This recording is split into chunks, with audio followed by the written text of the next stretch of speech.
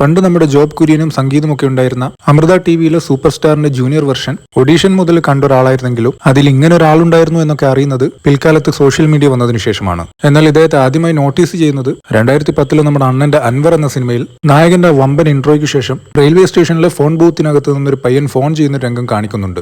ശേഷം അതിനകത്ത് നിന്ന് ഇറങ്ങി ഇതിനകത്ത് എന്ത് ചൂടാടോ എന്ന് ചോദിച്ചാണ് ആൾ പോകുന്നത്. അത് കഴിഞ്ഞ് വർഷങ്ങൾക്കിപ്പുറം ദുൽഖർ സൽമാൻ ചിത്രം കമ്മട്ടിപ്പാടം മുഴുവൻ ഇരുന്ന് കണ്ടിട്ടും അതിലൊരു ക്രൂഷ്യൽ രംഗത്ത് നായകനെ ആക്രമിക്കുന്ന ഒരു കഥാപാത്രത്തെ ചെയ്തത് ഇദ്ദേഹമായിരുന്നുവെന്നും പിന്നീട് സോഷ്യൽ മീഡിയയിലൂടെയാണ് അറിയുന്നത്. എന്നാൽ അതേ വർഷം 2016 കിസ്മത്ത് എന്നൊരു സിനിമയുടെ ട്രെയിലർ ഇറങ്ങുന്നു. ട്രെയിലർ വളരെ പെട്ടെന്ന് തന്നെ ആളുകളുടെ ശ്രദ്ധ പിടിച്ചുപറ്റി. ഒപ്പം 2-3 നൈസ് പാട്ടുകളും ആ സിനിമയുടേതായി പുറത്തിറങ്ങി. സിനിമയിൽ ചർച്ച ചെയ്യപ്പെടുന്ന വിഷയത്തിന്റെ സീരിയസ്നെസ് കാരണം ഈ സിനിമ അത്യാവശ്യം ജനശ്രദ്ധ അന്ന് നേടിയിരുന്നു. പടത്തിലെ വിനയ് ഫോർട്ടിന്റെ കഥാപാത്രവും അന്ന് ശ്രദ്ധിക്കപ്പെട്ടു. ശേഷം 2017 പറവ. ഇങ്ങനെ ഒരാൾ ഇവിടെ ഉണ്ടെന്ന് ഇദ്ദേഹം എല്ലാവരെയും വിളിച്ചറിയിച്ചൊരു സിനിമ. പിന്നീട് ശ്രദ്ധിക്കപ്പെട്ടത് 2019 കുമ്പളങ്ങി നൈറ്റ്സിലെ ബോബി. 1-2 ഐക്കണിക് ഡയലോഗുകൾ നമുക്ക് തന്നൊരു കഥാപാത്രം. സിനിമയും സൂപ്പർ ഹിറ്റ്. ശേഷം തൊട്ടടുത്തതായി റിലീസ് ചെയ്യുന്നത് ഇഷ്ക്.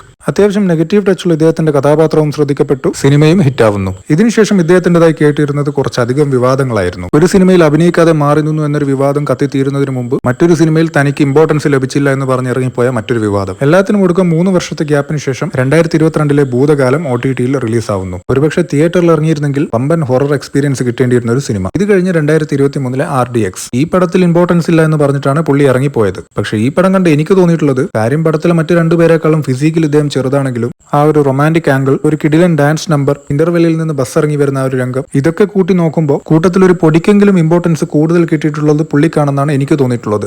എനിവേസ്, ഇതുവരെയുള്ള സാഹചര്യങ്ങൾ കണക്കിലെടുത്താൽ ഇദ്ദേഹത്തിന്റെ ഒരു സിനിമ പുറത്തിറങ്ങുന്നത് കാണാൻ കാത്തിരിക്കുന്ന ആരാധകർ ഉണ്ടെന്നൊന്നും എനിക്ക് തോന്നുന്നില്ല. ബട്ട് ഭാവിയിൽ അത് ഉണ്ടായിക്കൂടായികയും ഇല്ല.